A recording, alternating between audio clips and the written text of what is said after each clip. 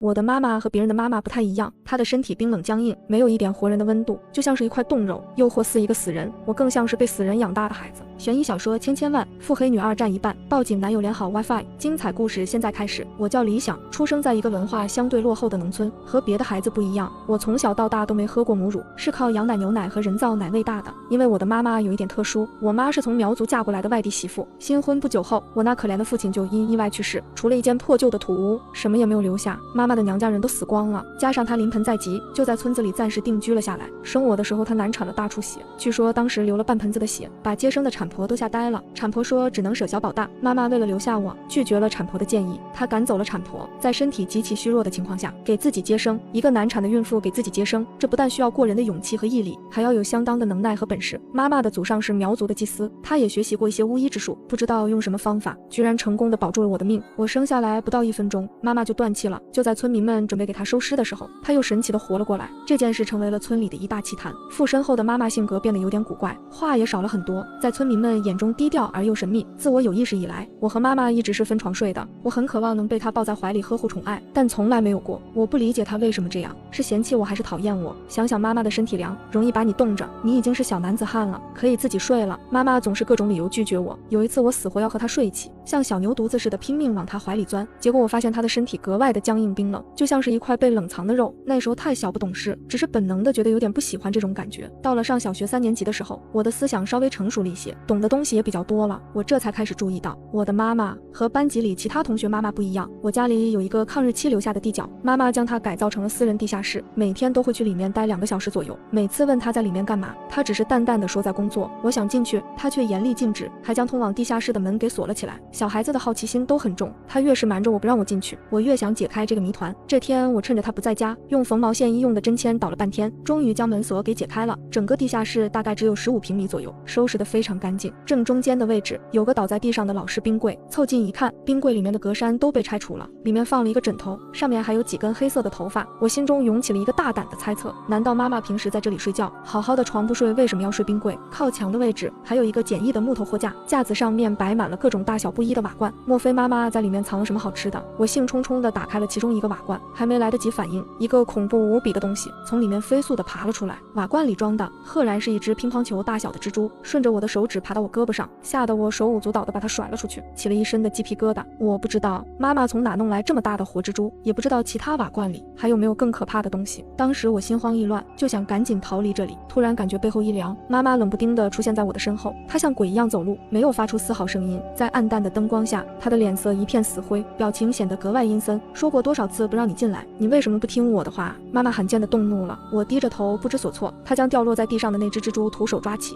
塞回了瓦罐，随后拉住了我的胳膊，冷冰冰地说了一句：你中毒了，必须要把手砍掉才不会死。听到这话，我直接吓尿了。我没想到事情这么严重，哭得泣不成声，求妈妈救我，不要砍掉我的手。那你要向妈妈保证，以后乖乖听话，不然妈妈也救不了你。妈妈连哄带骗的把我给唬住了。后来的很长一段时间里，我都没有再调皮过，对妈妈又惊又怕。她说东我绝不敢往西，后来我才知道那都是骗人的，我根本没有中毒。印象中妈妈从来没有打过我，也没有骂我过，她永远一副冷漠的样子。有的时候我甚至怀疑她是不是机器人。妈妈有很多异于常人的地方，她的表情和动作都非常僵硬死板，而且晒不得太阳，在晴天出门必须要打一把雨伞，也从不跟其他村民主动交流。还有她的肤色非常的白，白的不像话，连嘴唇都是白的，如果不涂抹口红的话会很吓人。她的指甲长得很快，隔3差5就得修剪一次，我经常在夜晚听到咔嚓咔嚓的修甲声，只感觉一阵毛骨悚然。妈妈种种异于常人的行为表现，自然引起了村民们的注意。一些长舌妇人以讹传讹，有的说我妈是鬼，有的说我妈是妖怪上身了，还有的说我妈精神有问题。学校里的小孩嘲笑我没有爸爸，说我妈妈是怪物，给我起了个称号叫小怪胎。我没办法反驳他们，只是觉得自卑和丢人。我越是忍让，他们就越是欺负我，撕我的作业，在我身上写脏话，还对我吐口水。长期的霸凌终于让我情绪爆发。那天我回去后，我把桌子上的饭菜全部给砸了，用一种仇视的眼神龇牙咧嘴地质问我妈妈，为什么别人的妈妈都很正常，就你那么怪呢？你是不是怪物啊？我不喜欢你，我不想你做我的妈妈。妈妈常年古井无波的眼神多了丝悲伤，她没有责怪我，而是一把将我搂进了怀里。她的身体比以往更加的冰冷僵硬，硬，但我却感觉到了莫名的温暖和安全。想想妈妈不是怪物，妈妈只是想多保护你几年，等你长大了，妈妈自然会离开你。当时我没听懂妈妈话里的意思，只是一个劲的哭诉，说着自己的遭遇。妈妈越听脸色越阴沉，她可以忍受一切的流言蜚语，但不能忍受我被人欺负。她当天就帮我报了仇。在妈妈得知我遭到欺负的第2天，那些霸凌者的家长就带着孩子登门道歉，而且还带了水果和鸡蛋等谢礼。我看到那些曾经在我面前耀武扬威的家伙，被他们父母揍得鼻青脸肿，哭着求我原谅的模样，心里甭提有多爽了。自此之后，再也没有人敢欺负我了。我有问过妈妈她是怎么做到的，她也没有遮掩，告诉了我她在村里担任一个特殊的职位。90年代农村人的思想还是比较封建的，信神鬼之说，几乎每个村里都有一个神婆。神婆在村里的地位很高，负责的事务也是五花八门，配药治病、祈福、殡葬、看字算命，全都在承接范围之内，包括遇到一些灵异事件，也都是由神婆处理。这个职业没有固定的收入，根据人们不同的需要得到相应的酬劳。妈妈之所以能当上神婆，是因为她懂得巫术，虽然不是什么飞天遁地的法术，但也不是一般人所能掌握的。妈妈，巫术到底是什么呀？能不能教教我呀？那只是未被科学验证的旁门左道罢了，好好学习才是正道。自从我得知了妈妈是神婆后，经常缠着她，要她表演巫术，也想跟她学习巫术，可不论我怎么央求，她都不同意，说干这一行的没有几个有好下场。我跟妈妈的关系一直都是不远不近，不冷不热的，她不会温柔的喊我宝贝，也不会在我摔跤的时候扶我哄我，她只会凶巴巴的盯着我，直到我自己站起来为止。有时候我怀疑她不仅身体是凉的，心恐怕也是冷的。在我小学5年级的时候，发生了一件事，让我对她的固有印象产生了改观。我们村有一个大水库，特别凉快。夏季的某一天，我和3个小伙伴跑到水库里游泳。前几天下过一场暴雨，本就深不可测的水库更是暗流汹涌，连大人们都不敢在这时候下水。可我们天不怕地不怕的，一头就钻了进去，仗着水性还不错，我们几个比赛游泳，看谁能先游到水库对面。结果游到一半的时候，一个扎着小辫子的男孩身体骤然一沉，喊了一句有人拉我，随后沉了下去。旁边的小孩伸手想救他，结果被呛水的小辫子给死死抱住，两人都失去了平衡，在水面上挣扎了起来。我和另外一个小伙伴根本没有多想，加速游过去就要救人，结果正在挣扎的两人像是抓住救命稻草似的，把我们俩也给缠住了。岸边有路过的村民看到这一幕后，想下水救人，但水流太急，距离太远，他也不敢拿自己生命冒险，只能大声呼救。我的身体越来越沉，大脑一片空白，以为自己必死无疑了。就在这时，一道人影身体极其不协调地狂奔了过来，但画面怎么形容呢？就跟一头在追赶猎物的丧尸差不多。我的妈妈犹如天降神兵，想也没想一头扎进了水库里。她不知道哪来的力气，一个人把我们4个给拖到水面，让我们能够正常的呼吸。很快其他的村民赶了过来，合力将我们4人救上了岸。可妈妈却不知所踪，似乎沉入了漆黑的水底。5分钟过去了，愣是没见到人影，完了肯定被淹死了。村民们唉声叹气，有人都准备报警了。大概在将近10分钟的时候，水库边突然窜出了一个面容苍白的人影，把围观的村民们吓了一大跳。妈妈，我死死抱住了他，头一次哭得这么伤心。妈妈淡定地摸了摸我的头，对我也是对其他人说了一句，水里有脏东西，以后别下去了。这句话从我妈嘴里说出来，没人不信，而且越传越邪乎。有的人说水库里有水鬼，要拉活人下去做替身，还有人说我妈妈在水底和水怪战斗了10分钟。毋庸置疑的是，妈妈的确救了4条幼小的生命，成为了村里的女英雄，而我则是英雄的儿子，走到哪里都雄赳赳气昂昂的。我也在私下里问过妈妈，水库里是不是真的有鬼？她没有直接回答，而是问我相不相信世界上有鬼。我说不信，她说那就是没有了。然后我改口又说相信，结果她来了一句既然相信，又何必再问？这个年代的医疗水平还不发达，村里连个正规的医疗诊所都没有，村民们平时有点小痛小病就忍着，实在扛不住就去找赤脚医生看看。如果赤脚医生也治不了，那么他们会选择找神婆。但我妈妈给人看病收费比较高，所以找她的人并不多。妈妈给人治病的方式很特别，甚至有点恐怖。有一次我印象超级深刻，有一年我们村庄的田里冒出了很多田螺，不少村民们都将它们收集起来带回家烹饪，或煮着吃或烤着吃，撒上点咸盐什么的，也算是一道美味。我也去人家田里捡了很多，想要妈妈做给我吃，她看了一眼后就全都给扔掉了，说里面不干净，吃了不卫生。果不其然，很快那些吃过田螺的村民出现了头疼腹泻的症状，身上还冒出了一片一片的红筋。他们找赤脚医生开药，但是卵用都没有，去县城医院的话太贵了，他们只能去找神婆。妈妈看完之后点名原因，说是被寄生虫给感染了，可以治，但需要收费100元，100元相当于普通人1个月的工资。那些病人自然舍不得花这么多的钱，怒斥妈妈没有良心道德。我也觉得妈妈有点太贪了，还问她为什么要收这么多钱，她只回了一句100元买一条命很贵吗？我顿时语塞，你是村里的英雄，难道真的要见死不救吗？我站在道德的角度上发起了质问，我不是他们的英雄，除了你任何人的死活跟我都没关系。妈妈理所应当的回答。我没想到她这么冷血无情，突然有点讨厌她了。我们村里除了妈妈这个神婆之外，还有一个自称齐半仙的神棍。齐半仙属于那种什么都懂一点，却又什么都不精的人，但他非常会炒作包装自己，在10里8乡都很有名。他听说村里有人感染怪病之后，研制出了一种解毒丸，售价10元，虽然也不便宜，但和我妈妈开出的天价相比，简直良心到姥姥家了。更神奇的是，那些患病的村民们吃完解毒丸后，立马见效，不腹泻也不头疼了，直呼牛逼，同行是冤家。我妈妈的存在对齐半仙有很大的影响，她抓住这个机会四处重伤。妈妈说她缺德冒烟，吃人血馒头，煽动村民们取消她神婆的职位，把她这种利益熏心的人渣给赶出去。部分村民跑到我家闹事，有的人咒骂妈妈，有的人用石头砸碎了我家的门窗玻璃，还有更过分的抄起粪条往我家里呼屎，搞得我家乌烟瘴气，臭气熏天。这帮人怎么这么坏？又不是我们害他们得病的，我气得半死，差点跟那些狗东西打了起来。没必要生气，他们现在有多强横，之后就会有多卑微。妈妈既不生气也不解释，门窗坏了就修，家里有屎就扫，镇定的仿佛事不关己一样。齐半仙的解毒丸里面加了大量的止痛剂，治标不治本，根本无法彻底消灭病患体内的寄生虫。不到1个礼拜，那些患病又复发了。齐半仙告诉他们要吃3个疗程的药才行，每个疗程30元，一共90元，这价格已经接近妈妈开了100元了。但他们还是相信了齐半仙的话，继续吃解毒丸。不到半个月，这解毒丸就失效了，村民们一个个疼得受不了。有个叫大壮的家伙厚着脸皮去找我妈妈，之前呼屎的就是他。妈妈狮子大开口，直接涨到了200，大壮咬牙答应了下来。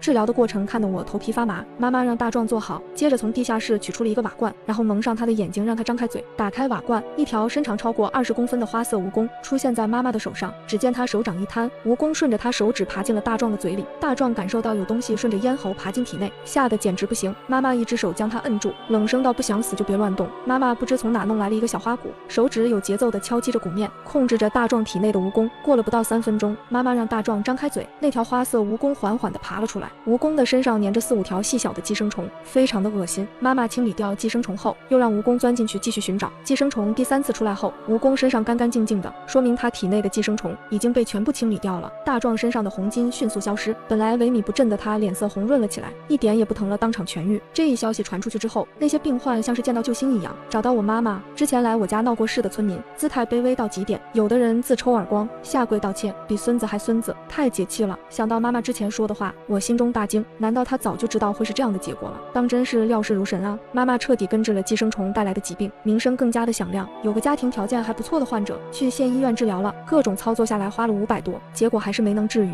医生说还要花钱做手术才行。最后那人找到我妈妈，200块直接搞定。村民们这才惊觉，妈妈开的不是天价，而是真正的良心价呀！没有对比就没有伤害，人就是这样现实。除了治病救人外，送葬是神婆接到最多的活。每年村里都会有几个人因为种种原因去世，在下葬前会请神婆来送葬祈福，必要时还会让神婆帮忙寻龙点穴，找一处好一点的风水庇佑后代。我们村里有个大户人家姓刘，刘老爷是绝对的村中首富，别人家连一辆自行车都未必有，他家已经开上汽车了。可惜他家几个孩子从小娇生惯养的，长大后都不太成器，没有一个有出息的，时不时就会啃下老。刘老爷以前找过妈妈看相，妈妈给他的建议是戒烟戒酒少荤，否则容易出事。他吃惯了大鱼大肉，喝惯了美酒，哪能戒得掉？心中不以为意。果不其然，半年不到，他就因为突发脑梗去世了。刘老爷死后，他3个儿子和1个女儿从外地赶回来奔丧，既然是首富，那牌面必须要有，请来全村人吃席。3儿1女在灵堂上，一个哭得比一个惨，一个叫唤的声音比一个大，一副极其孝顺的模样。但很快他们就露出了丑陋的嘴脸，为了争夺刘老爷的遗产，闹得不可开交，兄弟间大打出手，差点反目成仇。刘大姐觉得她最关心刘老爷，应该得到最多的遗产。刘老二认为自己是家里的长子，长兄为父，所有的资产应当由自己分配。刘老三自然不甘示弱，专挑他们的刺，然后抬高自己，想要占最大的便宜。刘老小性格乖张，说他是父亲最疼爱的小儿子，至少要得到1半的遗产。他们吵也吵了，打也打了，闹也闹了，依然没有得到满意的结果，谁也不服谁，就连村长也毫无办法。这时有人提议请神婆过来主持公道，这种事情谁来说也分不公平，还是让老爷子自己决定比较好。妈妈语出惊人，你这话是什么意思？我爸都死了，他还怎么做决定？刘家儿女们以为我妈妈在消遣他们，一个个的都怒了，把尸体保管好，等他头七回魂时自有公道。妈妈一句话就将众人镇住了。虽然所有人都听说过头七回魂，但谁也没见过呀。这件事越传越邪乎，等到第7天的时候，整个村子的人都来到了刘家大院外，他们想亲眼见识一下妈妈的本领。我当时凑热闹也跟了过来，见到了画面，给我留下了不小的心理阴影。刘老爷的尸体一直放在冰棺里冷藏着，皮肤发青发紫，双目突出，身上长着一块块淡黑色的斑纹，异常的恐怖吓人。妈妈用一种特殊的木头塞子让人塞住她的七窍，随后点上一支引魂香。起初香火还是正常往上升的，突然一阵阴风袭来，香火以一种诡异的形态钻进了刘老爷的尸体内。刘老爷手动了一下，接着僵硬无比的从棺材里坐了起来。这一幕着实太过惊人，诈尸了诈尸了！人群中传来尖叫，村民们被吓得不轻，纷纷向后退去。刘家的几个儿女也是六神无主，亡魂皆冒。你们这几个小兔崽子，我生前的时候就知道啃我老，我死了也不让我安心吗？刘老爷破口大骂，熟悉的腔调和声音一出来，刘家儿女们就绷不住了，那可是他们的亲生父亲啊！顿时一个个跪倒在病棺前。刘老爷不断地指责他们，可他们非但没有生气，反而泪流满面，惭愧不已。在这个年纪还能被父母打骂，其实是一种幸福。刘老爷一通数落后，也不禁潸然泪下。几个儿女也不嫌弃他身上有异味，抱在一起失声痛哭。原来刘老爷早就立好了遗嘱，只是没来得及公布人就走了。这下几个儿女心服口服，再也不用闹了。花小娘，我那时候真应该听你的话，戒烟戒酒，少吃荤啊。刘老爷最后一句话是跟我妈说的，言语中尽是悔恨和自责。他叹出一口气后，直挺挺地倒下了，堵住他七窍的筛子也崩开了。妈妈没有任何表情，也没做任何回复。她早已看透了人性，有句话叫做当时只道是寻常。人们对拥有的东西往往不会特别在意和关心，例如亲人、爱人、健康等，等到真正失去后才追悔莫及。可惜没有如果。经过这次事件，妈妈的名气传遍了十里八乡，风头一时无两，成为最炙手可热的神婆。人们尊称她为花娘娘。妈妈的名声越来越大，家里跟庙堂似的络绎不绝，几乎每天都有人上门求助，治病的、求富的、算命的、看风水的，只要是能力范围内的，妈妈全都是来者不拒。我寻思着家里条件好了，想买游戏机，想要吃香的喝辣的，妈妈却屡屡拒绝我的要求。她不仅对我抠门，对自己也很抠门。我们依旧过着朴素的生活，这让我非常郁闷。挣钱不就是为了花吗？难道要把钱都带到棺材里才甘心吗？那时候我还不懂她的良苦用心。妈妈虽然爱财，但她是有底线的，犯法的事情不做，违背道德的事情不做，害人害己的事情不做。这天有个外地的富商，不知从哪听说了妈妈的事迹，驱车几百里，从大城市来到了这个偏远的小山村。富商叫金百万，是开工厂的大老板，在90年代有万元户的说法，家里能拿出1万块的现金都算是小富豪了。可金百万身价已经过100万了，这是一个天文数字。我记得很清楚，金百万是在我刚上初一的那年冬天来的，身上披了一个大球衣，身边还有一个助理，手上拎着各种从未见过的高档礼品。他顶多也就40来岁，正值壮年，可气色很差，身形消瘦，唯独肚子鼓鼓囊囊的，看起来很不协调。金百万不知道因为什么原因，近些日子感觉身体愈发沉重，吃不好也睡不好，常常失眠做噩梦，精神恍惚。在3个月不到的时间，从180斤掉到了120斤，其他地方都瘦了，唯独肚子越来越大。他访遍名医，吃过很多中西药，甚至也找过一些跳大神的，效果甚微，也是抱着试一试的心态找到妈妈。你没生病，是被鬼缠身了，你是不是害死过2个女人？妈妈看了他一眼后，直接开门见山。金百万心中一惊，他没有杀过人，但前不久自己的工厂里死了2个女工人，他把这事给压下去了，从那之后才被厄运产生的。这么隐秘的事情，几百里外的一个神婆怎么会知道？金百万嘴上自然不会承认，杀人可是重罪，你这婆娘别胡说八道。我没有胡说，他们就在你背上趴着。妈妈指了指金百万的身后，一句话把他吓得双腿发软。原来金百万开的工厂既不规范也不安全，用的化学材料严重超标，导致工人受到污染中毒死亡。为了能让工厂能继续运转下去，他花钱打点关系，不仅逃脱了法律的制裁，也没有赔偿受害者家属1分钱。妈妈说那2个女工人往死后变成鬼，赖着她被阴物缠身，自然没什么好下场。肚子之所以大，也是因为装满了死者的怨气。花娘娘，我不管你用什么方法，只要能教我治好这些就是你的。金百万从手提袋里拿出了一沓现金，1万元整，抵得上寻常人家3年的收入了。这事我管不了，你请自便吧。向来见钱眼开的妈妈，头一次拒绝的这么干脆利落。嫌钱少吗？金百万将手提包里的钱全部倒了出来，差不多得有10万元了，都能在大城市里买一套非常不错的房子了。我从来没见过这么多钱，惊得合不拢嘴，迫切的希望妈妈能赶紧答应下来。妈妈看了我一眼，随后沉思了几秒，然后模棱两可的说道：“我说了不算，得问他们同不同意。”他走到金百万的身后，张嘴对着空气说话，嘴唇在动，却没有发出声音。整个过程持续了几分钟，随后妈妈才发出声音。他们提了3个条件：第一，你得关闭工厂公开道歉；第二，赔偿他们每家5万元；第三，去他们坟前磕头认错。满足这3个条件，你自然能痊愈。钱我可以赔，但关掉工厂不可能。那你就好自为之吧，装什么算呢？老子看得起你才来找你，真他妈给脸不要脸！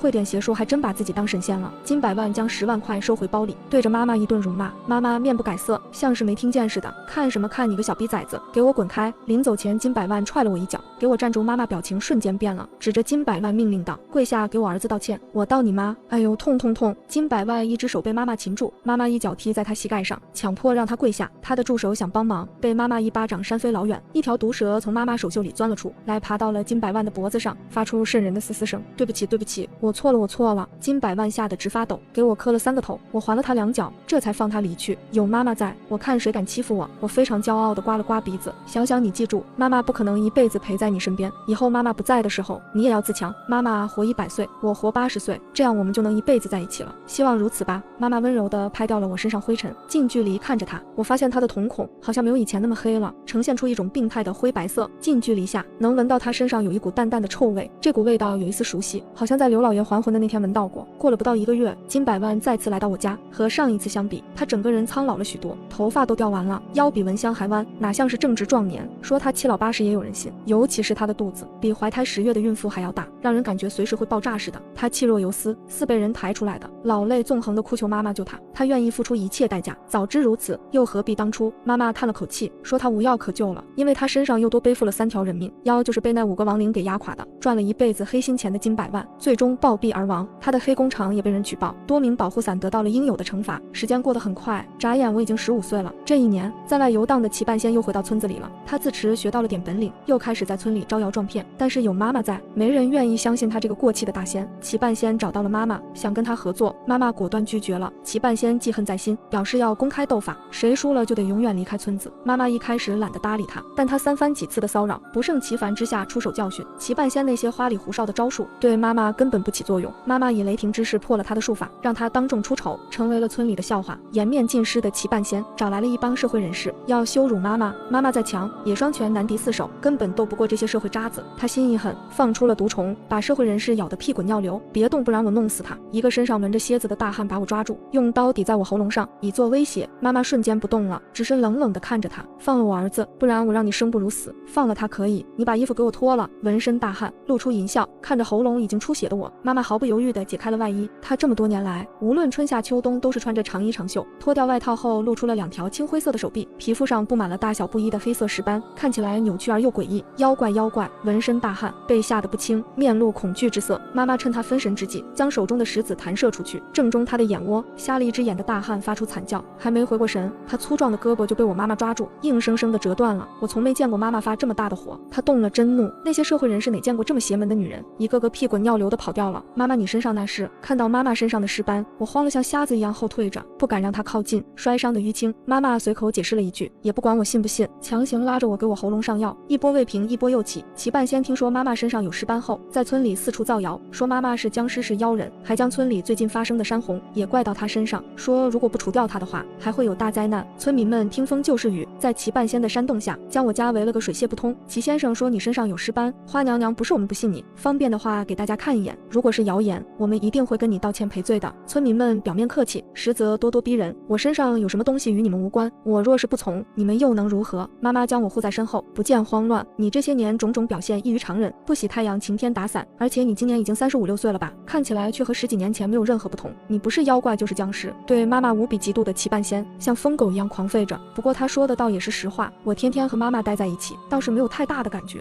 仔细想来，他似乎一直都是这副模样，脸上连皱纹都没有，和我站在一起根本不像是母子，更像是一对姐弟。妈妈一生清冷孤傲，从不在人前软低头，她没有脱衣服自证清白，连袖子都没有撸起来，犀利的眼神如利刃般扫向在场众人。我花情是人也好，是妖也罢，还轮不到你们指指点点，我离开村子便是，从今而后与你们再无瓜葛。被拆穿了就想跑，哪有那么容易？齐半仙依旧不依不饶，这些年你在父老乡亲的身上挣了不少钱吧，把钱交出来，我们可以放你一马，不然今天我就替天行道，收了你这妖妇。村民们就是典型的墙头草，一听说有钱分，一个个的都来了精神，加入了讨伐大军。只有少数几户被我妈救过的人没有落井下石，他们选择旁观看热闹。你们还有没有一点良心？我妈从没害过人，只救过人，你们有什么资格指责她？我妈不是妖人，你们才是，我看谁敢动她！我真的气炸了，跑进厨房，拿出一把菜刀，冲出来挡在了妈妈的身前。想妈妈神色动容，眼眶有些发红，先收拾了你这小妖怪。齐板先抄起一根木棍就要对我动手，他刚走2步就发出了怪叫，像是羊癫疯发作似的，又蹦又跳，最后口吐白沫，倒地抽搐不止，一条花色蜈蚣从他身体里爬了出来。见有人死了，村民们大惊，作鸟兽散状，是时候该离开了。妈妈收拾好行李，牵着我的手连夜离开了村子。我们乘车来到了市里，原来妈妈早就买好了房子，拎包即住。在破旧的农村待习惯了，突然来到陌生的大城市，我还有点不适应。不过这里的生活条件比乡下好太多太多了，简直就是天堂。妈妈给我安排了新的学校，将所有的钱存在银行里，给了我一张银行卡，每个月会收到一笔不多不少的生活费。等我22岁后才能解锁账户所有的资产。她将每一件事都安排得仔细妥当，这让我愈发的不安。我总感觉她在交代后事。妈妈的眼睛一天比一天浑浊，像是得了白内障似的，瞳孔也变成了白色。她身上的臭味异常浓烈，香格树米也熏得人想吐，用再多的香水也掩盖不住。她的身体也没以前好了，格外虚弱，老是走着走着就会摔跤，经常一晕就是一天，视力更是弱得可怕。有时候我站在他面前也看不清我的脸。这天他换上了一套苗族服装，这是他出嫁那天的婚服。妈妈显然精心打扮了一番，绝对是一等一的美人，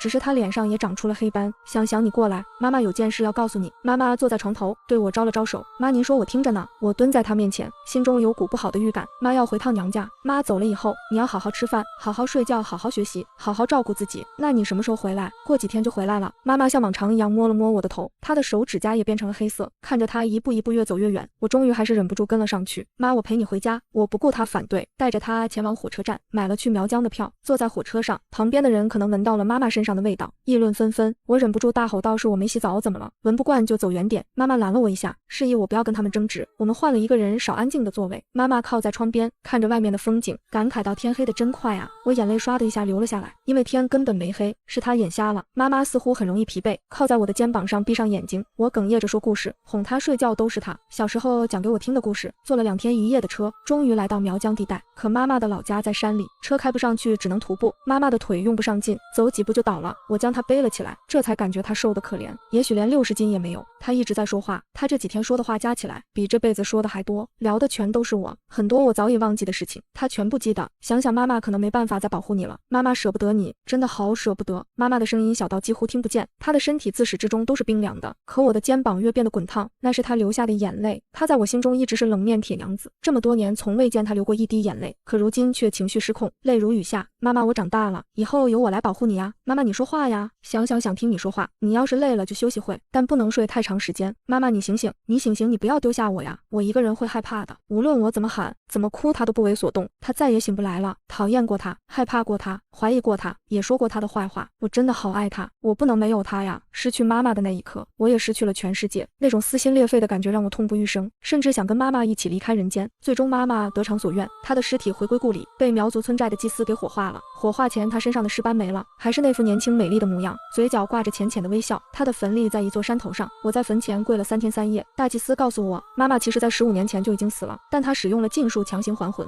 向天再借了10几年的光阴。当然她需要付出极大的代价，不仅每天都得在低温里冷冻1个时辰以上，还要用毒液淬体，保持肉身不腐。最痛苦的是她没办法睡觉，永远保持清醒，也就是说她15年都没有真正的合过眼。其实我早就知道了，妈妈她在很久以前就死了，陪伴我15年的是一具有灵魂的尸体。虽然她的身体很冷，但她让我拥有了最温暖的人生。如今我也算长大成人了，她终于可以放下一切，好好的睡一觉了。回归城市后，我发愤图强，考上了一所理想的大学，很多新的朋友同学陆陆续续的走进了我的生活，让我不再孤独寂寞。在22岁那年，我拿到了毕业证书，也解锁了妈妈留下的所有遗产。我终于知道她以前为什么那么抠门了，她把省下来的钱都留给未来的我了。世界上最可悲的事情就是子欲养而亲不在，我好想再拥抱她一次，对她说一声妈妈我爱你。又是清明雨上，我像往年一样乘车来到遥远的苗疆看望妈妈。埋葬妈妈的山头已经开满了灿烂的花朵，那是她最爱的春菊。